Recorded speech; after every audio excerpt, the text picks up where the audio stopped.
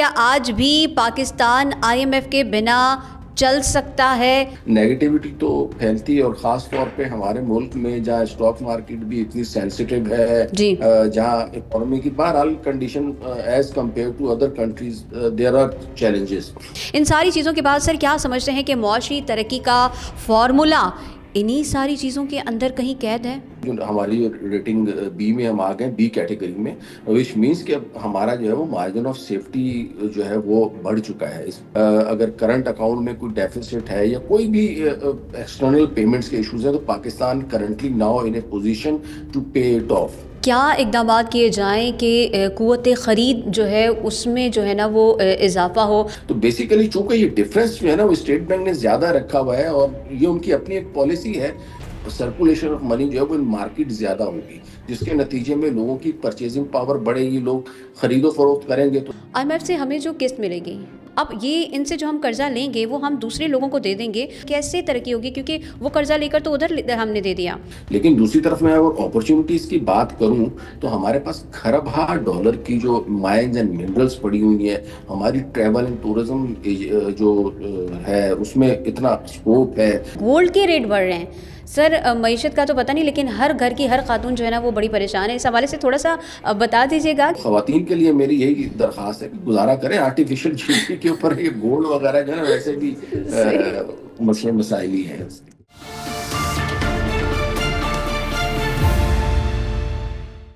السلام علیکم، اینگل 360 کے ساتھ میں ہوں آپ کی میزبان شہزادی کمل. ناظرین، بچپن سے سنتے آ رہے ہیں کہ جی پاکستان کی معیشت خطرے میں ہے، بچہ بچہ IMF کا مقروض ہے، قومی خزانے خالی ہیں. لیکن اب ہم بڑے ہو گئے، حالات بدل گئے، حکومتیں بدل گئی، سوچ بدل گئی، نظریے بدل گئے. لیکن ابھی بھی ایک مخصوص طبقہ ایسا ہے جس کی نہ سوچ بدلی ہے نہ وہ حالات بدلنا چاہتے ہیں. ہم ادھر کوشش کرتے ہیں، حکومت کوشش کر رہی ہے کہ پاکستان کے حالات اچھے ہوں، پاکستان کی معیشت اچھی ہو، پاکستان کا نام پہلے سے بہتر ہو، پاکستانیوں کو دوسرے ممالک میں وہی عزت، وہی وقار، وہی مرتبہ ملے جو باقی لوگوں کو ملتا ہے. لیکن کیا کریں، ادھر ہم اچھے کرنے کی کوشش کرتے ہیں، ادھر کچھ لوگ ہیں جو پاکستان کی ترقی کو برداشت نہیں کرتے، جو نہیں چاہتے پاکستان ترقی کرے. لہٰذا کبھی وہ IMF کے دروازے پہ پہنچ جاتے ہیں کہ ناجینا پاکستان کو امداد نہ دینا، پاکستان کو قرض نہ دینا. ادھر جب ہم باہر سے مہمانوں کو بلاتے ہیں کہ آئے جی دیکھیں پاکستان میں آئیں، بات کریں، سرمایہ کاری کریں، ادھر یہ کھڑے ہو جاتے ہیں، پروٹیسٹ کرتے ہیں، کہتے ہیں پاکستان کے حالات تو بہت خراب ہیں، معیشت تو خطرے میں ہے. جب ان کی حکومت تھی تب انہوں نے کچھ اچھا کیا نہیں، اب جب کچھ اچھا ہونے جا رہا ہے تو ان سے برداشت نہیں ہو رہا. تو ناظرین، اسی گروہ کا، اسی ٹولے کا مخصوص جو ہے نا وہ وتیرہ بن چکا ہے کہ آئے روز سوشل میڈیا پر یہ اس طرح کے جو ہے نا وہ نعرے لگا دیتے ہیں، اور ابھی بھی یہ بہت زیادہ جو ہے نا وہ اچھل کود رہے ہیں اور بار بار یہی کہہ رہے ہیں کہ جی معیشت خطرے میں ہے، معیشت خطرے میں ہے، اور بچے تو مقروض ہیں، IMF سے قرضہ یہ لوگ لے رہے ہیں، اس کو لے کر اس کو دے دیں گے، حالات بڑے خراب ہیں، پاکستان ڈیفالٹ ہونے پر ہے. تو ہم ان لوگوں کی باتیں سننے کے بجائے ہم آج آپ کی بات کروائیں گے، آپ لوگوں کو سنوائیں گے، ماہر معاشیات سے ملوائیں گے. بلکہ ہم چودھری محمد اکمل صاحب ہمارے ساتھ موجود ہیں. سر کیا کہیں گے آپ، کیا آج بھی پاکستان IMF کے بنا چل سکتا ہے یا نہیں چل سکتا؟ اور یہ جملے ہمیں آنے والے کتنے سالوں تک سننے پڑیں گے کہ بھائی پاکستان کی معیشت خطرے میں ہے؟ جی بہت بہت شکریہ. سب سے پہلے تو میں یہ عرض کر دوں کہ مایوسی تو ہمارے جو ہے وہ مذہب میں بھی گناہ ہے، اور بے مایوس شک. تو بہرحال کسی صورت میں بھی نہیں ہونا چاہیے. اور بیس لیس فیکٹس کی بنیاد کے اوپر اگر ہم رومرز پھیلائیں گے، اسپیکولیشنز پھیلائیں گے، تو وہ اس سے ظاہر ہے پھر نیگیٹیوٹی تو پھیلتی ہے. اور خاص طور پہ ہمارے ملک میں جہاں اسٹاک مارکیٹ بھی اتنی سینسیٹیو ہے، جی جہاں اکانومی کی بہرحال condition as compare to other countries there are challenges. تو اس میں اگر آپ نیگیٹیوٹی کو جو ہے نا پروموٹ کریں گے تو یہ کوئی اچھی، مطلب یہ آپ کوئی خدمت نہیں کر رہے. نارملی ہوتا یہ ہے کہ اگر کوئی خدا نخواستہ تھوڑا بہت اکانومی میں مسئلہ بھی ہو تو اس کو مطلب ہائڈ کیا جاتا ہے، اس کو مطلب کوشش کی جاتی ہے کہ لوگوں کے اندر پازیٹیوٹی برقرار رہے، بالکل. بزنس مینس کا جو کانفیڈنس ہے اس کو برقرار رکھا جائے. اب یہ سب کچھ جو ہے وہ ایک عام آدمی کو نہیں کرنا پڑتا، اس میں پولیٹیشنز بھی انوالو ہوتے ہیں، اس میں بالکل. بیوروکریسی اور میڈیا کا بڑا امپورٹنٹ رول ہے کہ وہ ان چیزوں کو جو نیگیٹیوٹی کا ایلیمنٹ ہے اس کو اگر ختم نہیں کر سکتے تو کم سے کم اس کی انٹینسٹی کو تو کم کرے نا. ہمارے یہاں تو صحیح. بس یہ دیکھا جاتا ہے کہ جی ہم نے وہ تھم نیل بنانا ہے اس قسم کا اٹریکٹو کہ لوگ آ کے اس کے اوپر کلک کریں. تو اس میں تھم نیل پہ کون کلک کرے گا جب آپ لکھیں گے پاکستان ڈیفالٹ کرنے کے دہانے کے اوپر ہے, فلاں ملک بھی ڈیفالٹ کر گیا, یہ بھی ہو گیا, وہ بھی ہو گیا. تو جتنی آپ نیگیٹیوٹی اور سنسنی پھیلائیں گے اتنے ہی زیادہ تھم نیل جو ہے وہ لوگ جو ہے اس کے اوپر کلک کرتے ہیں. تو اسی وجہ سے ہم کہتے ہیں نا کہ ملٹی میڈیا سوری جو سوشل میڈیا ہمارا ہے یہ کوئی ریلائبل نہیں ہے, یا اس کے اوپر اگر آپ کہیں کہ فوری طور کے اوپر جو ہے وہ چیزیں جو ہے وہ صحیح آ جاتی ہیں تو it should not be relied upon. تو اس کے اوپر جو ہے نا ہمیں بڑا پالیسی حکومت جو کر رہی ہے یہ پیکا کے حوالے سے جو قوانین بنائے ہیں, جی جی جی. ظاہر ہے جس طریقے سے ٹیکنالوجی ایڈوانسمنٹ کی طرف جا رہی ہے, مطلب اب تو اتنی مطلب وہ کیا بولتے ہیں اس کو جو ٹیکنالوجی ہے وہ ویڈیوز جو بناتے ہیں فیک ویڈیو, ڈیپ فیک کی ٹیکنالوجی کے بعد تو میں اور آپ بھی محفوظ نہیں ہے نا. کوئی بھی اٹھے گا اور میری بھی جو ہے نا وہ فیک ویڈیو بنا دے گا. تو بالکل. اس کے بعد آپ کو لگتا ہے کہ اس میں قوانین کو جو ہے نا وہ سخت ترین کرنا چاہیے کہ اس قسم کی حرکتیں جو ہے وہ کوئی بھی نہ کر سکے. اس میں عام آدمی کی سیکیورٹی بھی انوالو ہے, میری انوالو ہے سیکیورٹی بالکل. انوالو ہے, آپ کی سیکیورٹی انوالو ہے. اب لوگ جو ہے نا اس کے اوپر پھر آزادی اظہار رائے اور اللہ بلا اس قسم کی چیزیں لے آتے ہیں. تو میرے خیال میں جو ہے نا وہ پازیٹیوٹی کا ایلیمنٹ جو ہے نا وہ چاہے ہم تنقید بھی کریں تو اس میں بھی پازیٹیوٹی کا ایلیمنٹ ایگزیکٹلی. بہرحال برقرار رہنا چاہیے تاکہ آبجیکٹو جو ہے نا وہ اچیو ہو. اور ہمارے جو گروتھ ہے اگر ہم اچھی ڈگر کے اوپر چل رہے ہیں تو وہ جو سفر ہے وہ کنٹینیو رہے. بالکل بالکل سر اصل میں نا پاکستانی قوم کو ہمیشہ سے ڈرا کر رکھا گیا ہے, کبھی دہشت گردی کے نام پر, کبھی مذہب کے نام پر, کبھی قومیت کے نام پر. خیر سر ہم معیشت کی بات کر رہے ہیں سر, اس وقت ہم دیکھ رہے ہیں کہ پوری دنیا کی نظریں نا وہ پاکستان پر ہیں, کیونکہ ہم نے دیکھا کہ جس طرح مہنگائی میں کمی ہوئی اور جس طرح ہم نے دیکھا کہ فچ کی رپورٹ آئی اور وہاں پر پاکستان کو ایک اچھا رسپانس ملا, جس طرح پاکستان میں ایک کے بعد ایک الحمدللہ اچھی چیزیں ہو رہی ہیں, ان میں کانفرنسز ہیں اور ابھی اوورسیز پاکستانیوں کا کہ جو 3 روزہ سیمینار بھی ہم دیکھ رہے ہیں. ان ساری چیزوں کے بعد سر کیا سمجھتے ہیں کہ معاشی ترقی کا فارمولا انہی ساری چیزوں کے اندر کہیں قید ہے؟ دیکھیں فچ سے میں بات کا آغاز کرتا ہوں. جو فچ ہے S and P, standard poor and Bloomberg وغیرہ, دیز آر انڈیپینڈنٹ آرگنائزیشنز, اور یہ جو اعداد و شمار ریاستوں کے حوالے سے یا بزنسز کے حوالے سے ان کی فائنینشیل اسٹیبلٹی کے حوالے سے جاری کرتے ہیں, یہ انڈیپینڈنٹ ہوتے ہیں اور بڑے ریلائبل ہوتے ہیں. جی اور پاکستان کی جو ریٹنگ انہوں نے مزید امپروو کی ہے اس کے بعد آپ یہ دیکھیں اب جو ہماری ریٹنگ بی میں ہم آ گئے, بی کیٹیگری میں, وچ مینس کہ اب ہمارا جو ہے وہ مارجن آف سیفٹی جو ہے وہ بڑھ چکا ہے. اس بی ریٹنگ کا مطلب یہ ہے. اسی طریقے سے اگر میں بات کروں کہ ہمارا جو فائنینشیل کمٹمنٹ ہے دیٹ انڈورس کر رہا ہے اس کو فچ, کہ پاکستان اس وقت اپنی جتنی بھی فائنینشیل کمٹمنٹس ہیں جن میں لونز کی ری پیمنٹ ہو گئی, اس کے علاوہ اگر کرنٹ اکاؤنٹ میں کوئی ڈیفیسٹ ہے یا کوئی بھی ایکسٹرنل پیمنٹس کے ایشوز ہیں, تو Pakistan currently now in a position to pay it of.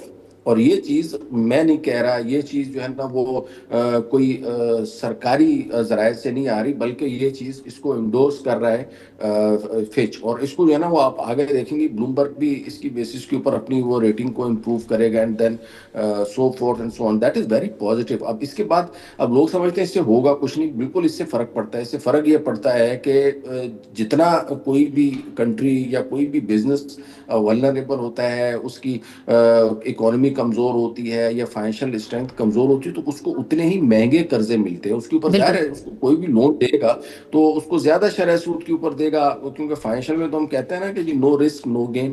تو the greater the risk greater the profit. تو جتنا مطلب جو ہے نا وہ کوئی بھی کنٹری مطلب ڈیفالٹ کی سائڈ پہ ہوگا اتنا اس کا رسک زیادہ ہوتا, تو لوگ اس کو مہنگے شرح سود کے اوپر قرضے دیتے. تو ناؤ ہماری اس طرح امپروومنٹ کے بعد ہماری جو فائنینشیل سسٹینیبلٹی ہے وہ مزید بڑھے گی. ہمیں جو ہے نا وہ کم شرح سود کے اوپر جیسے ہم یورو بانڈز ایشو کرتے ہیں یا دیگر انٹرنیشنل مارکیٹ میں بھی اگر ہم کوئی سیکیورٹی یا یہ بانڈز وغیرہ ایشو کرتے ہیں تو اس کے اوپر ہمیں کم شرح سود سے قرضہ دینا پڑے گا. پلس یہ ہے صحیح. کہ اس کے بعد اب اگر میں جو ہے نا وہ کریڈٹ ریٹنگ جو ہے وہ ہماری بہتر ہوگی, تو اس سے ظاہر ہے ہماری جو فائنینشیل کرنسی جو ہمارے فوریکس ہیں اس کے اوپر بھی جو ہے نا وہ پازیٹیو امپیکٹس آئیں گے. کہ اور آپ کو نظر بھی آ رہا ہے کہ ہمارے جو ریزروز ہیں gradually these are increasing, $15 billion تک تو پہنچ گئے ہیں. اور میری امید مجھے یہی ہے کہ انشاءاللہ by end of June we will reach up to 16 to 17 billion.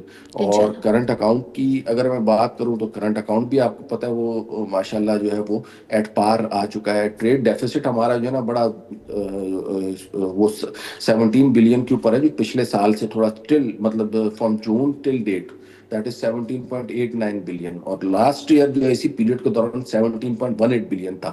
لیکن یہاں بڑی امپورٹنٹ بات یہ ہے کہ ہم نے اپنی جو ہے نا وہ ایکسپورٹس کو بڑھایا ہے. 22.92 تھی لاسٹ ٹائم جو ہے نا مارچ تک کی ہماری ایکسپورٹ، اس مرتبہ یہ 24.69 کے اوپر پہنچ گئی ہے. تو ماشاءاللہ ہم جو ہے نا وہ گروتھ کی طرف جا رہے ہیں، اور اپنے ٹریڈ ڈیفیسٹ کو ہم نے اس کو اسٹل رکھا ہوا ہے. ورنہ اس سے پہلے ہوتا یہ تھا کہ جب بھی ہماری اکانومی میں گروتھ آتی تھی نا تو وہ امپورٹس ہماری بڑھتی جاتی تھی اور جی. اس کے کمپیریزن میں ایکسپورٹس ہماری نہیں بڑھتی تھی. تو نتیجہ یہ ہوتا تھا کہ ٹریڈ ڈیفیسٹ جو ہے نا وہ اتنا بڑھ جاتا تھا کہ جو الٹیمیٹلی ہمارے کرنٹ اکاؤنٹ کو بھی امپیکٹ کرتا تھا، ہماری فائنینشیل کمٹمنٹس کو، فائنینشیل اوبلیگیشنس کو بھی ظاہر ہے اس سے فرق آتا تھا. اور لیٹر آن جو ہے وہ اس سے ہمارے جو ریزروز ہیں وہ ڈرین آؤٹ ہوتے تھے اور ڈالر جو ہے وہ آگے بڑھتا جاتا تھا. تو اس کے اوپر بھی جو ہے نا ہمارا ماشاءاللہ اگر میں فائنینشیل اکاؤنٹ کی بات کروں that is also in control, current account is in control. Trade deficit کا جیسا کہ میں نے بتایا کہ that is maintained regardless of the fact کہ ہماری امپورٹ جو ہے وہ 42 بلین ڈالر تک پہنچ گئی ہے. تو جی. دیز آر ہیلدی فگرز، اور اس سے سب سے یہی اندازہ ہوتا ہے کہ انشاءاللہ we will achieve the target of growth. And once the growth target is achieved, then you can expect کہ ہمارا جو per capita G D P ہے یا ریئل انکم جو ہے نا وہ بڑھنا شروع ہوگی. اور یہ میں سجیسٹ کروں گا کہ حکومت کو اس وقت جو ہے نا وہ یہی چاہیے کہ جو ریئل انکم ہے نا وہ اس کے اوپر اقدامات کرے کہ لوگوں کی جو بائنگ پاور ہے، پرچیزنگ پاور ہے نا وہ انہینس ہو. اور وہ اس وقت تک انہینس نہیں ہو سکتی جب تک جو ہے وہ ہم ریئل انکم کو انکریز نہیں کرتے. صحیح صحیح. تو سر ایسے میں کیا اقدامات کیے جائیں کہ قوت خرید جو ہے اس میں جو ہے نا وہ اضافہ ہو، بنسبت یہ کہ ہم دیکھ رہے ہیں صرف دعوے ہی نہیں ہے بلکہ مارکیٹ میں بھی ہم دیکھ رہے ہیں کہ مہنگائی کی شرح میں کمی ہوئی ہے، اور اسی طرح ہم دیکھ رہے ہیں کہ بجلی کی قیمتوں میں بھی کمی ہوئی ہے، اور یہ بہت بڑا ریلیف ہے، اس سے انکار نہیں ہے. لیکن قوت خرید جو ہے اس کو بڑھانے کے لیے، اس کو مضبوط کرنے کے لیے کیا لگتا ہے آپ کو کہ کیا اقدامات کیے جانے چاہیے؟ آپ کی باتیں بالکل بجا ہیں، لیکن اب یہاں پہ نا میں ایک عام آدمی کے سمجھنے کے لیے بتاؤں گا کہ جو انٹرسٹ ریٹ، یہ جو پالیسی ریٹ اسٹیٹ بینک مقرر کرتا ہے اور انفلیشن، ان دونوں کو آپ یہ سمجھیں کہ گاڑی کا ایک ایکسیلیٹر ہے اور جی. ایک جو ہے وہ بریک ہے. انٹرسٹ ریٹ جو ہے نا وہ آپ سمجھیں اکانومی کے لیے بریک کا کام کرتی ہے، اور جو انفلیشن ہے وہ ایکسیلریٹر کا کام کرتا ہے. تو جو مرکزی بینک ہے اس کو انفلیشن کے حساب سے اپنی بریک کو ایڈجسٹ کرنا پڑتا ہے. کبھی جو بریک کو زیادہ دبا دیا جاتا ہے، تھوڑا ایکسلریٹ کر دیا جاتا ہے. تو these are the tools which are available. اب اس وقت ہو یہ رہا ہے کہ ہمارا جو انفلیشن ہے وہ منتھ آن منتھ بیسس کے اوپر تو 0.7 ہے پچھلے مہینے کا، لیکن اگر میں ایوریج انفلیشن کی بات کروں جولائی سے لے کے مارچ تک کا تو دیٹ از 5% ایوریج جو انفلیشن ہے. اور ہمارے جو انٹرسٹ ریٹ ہے دیٹ از 12%. تو یہ جو ڈفرینس اگر آپ دیکھیں تو یہ 7% کا ڈفرینس ہے. جی. اچھا، دوسری طرف جب ہماری جو ہے وہ ہائیسٹ کے اوپر جب ہمارا انفلیشن چلا گیا تھا تو اس وقت ہمارا ایوریج انفلیشن 29% کے اوپر گیا تھا، اور ہائیسٹ جو انٹرسٹ ریٹ تھے دیز ور 22. تو اس وقت بھی 7 کا ڈفرینس تھا. تو اتنے ہائی لیول کے اوپر بھی اسٹیٹ بینک نے 7 کا ڈفرینس، 7 پوائنٹس کا 700 بیسک پوائنٹس کا ڈفرینس رکھا ہوا تھا. اور ابھی بھی اس وقت بھی اتنا ہی ڈفرینس رکھا ہوا ہے.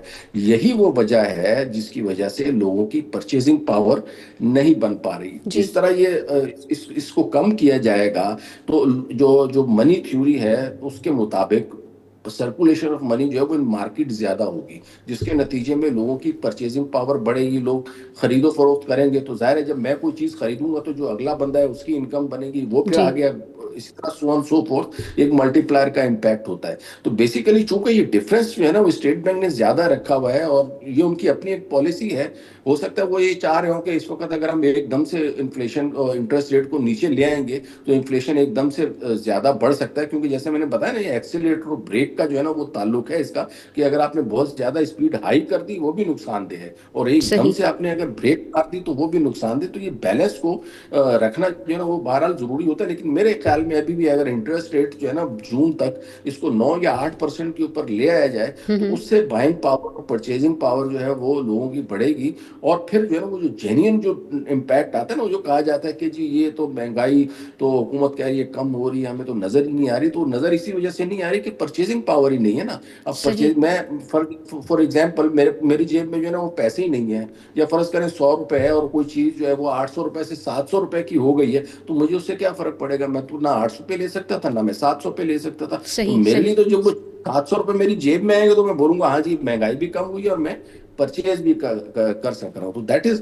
Very important aspect. اور اس کے اوپر جو ہے نا وہ زیادہ فوکس کرنا چاہیے پالیسی ریٹس کے اوپر، اور اس کو تھوڑا سا رسک لیے بغیر جو ہے وہ چیزوں کو انہینس کرنا چاہیے.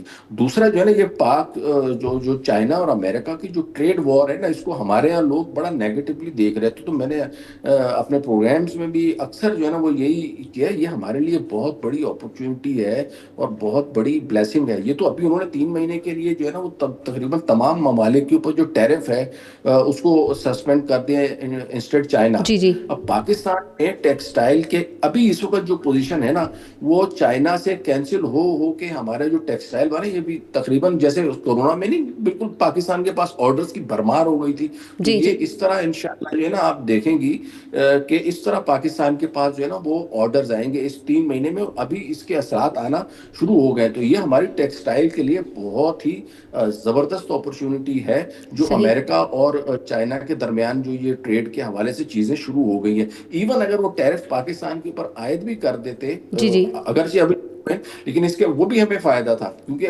چائنا جو امریکہ کو جو سب سے زیادہ ٹیکسٹائل ایکسپورٹ ہوتی ہیں وہ چائنا سے ہوتی ہیں. جی. دوسرے نمبر پہ ویتنام ہے، اور پھر اس کے بعد بنگلہ دیش، انڈیا اور دیگر چھوٹے ممالک جو ہے نا وہ اس کو ایکسپورٹ کرتے ہیں. $100 بلین کے لگ بھگ جو ہے وہ چائنا اور امریکہ جو ہے وہ اپنے پاس ٹیکسٹائل کی مصنوعات منگواتا ہے، جس میں سے $40 سے $42 جو ہے وہ صرف اور صرف چائنا امریکہ کو بھیجتا تھا. اس کا مطلب یہ کہ وہ $40 سے $42 کا جو بزنس ہے وہ پاکستان کے پاس ڈائریکٹلی یا انڈائریکٹلی آ آ سکتا سکتا ہے. ہے. ٹھیک ہے، پاس بھی جائے گا، بنگلہ دیش کے پاس بھی جائے گا، لیکن پاکستان کے پاس بھی اس کا شیئر آئے گا، کیونکہ ان کی مارکیٹ میں ابھی اتنی سپلائی کی گنجائش موجود نہیں ہے.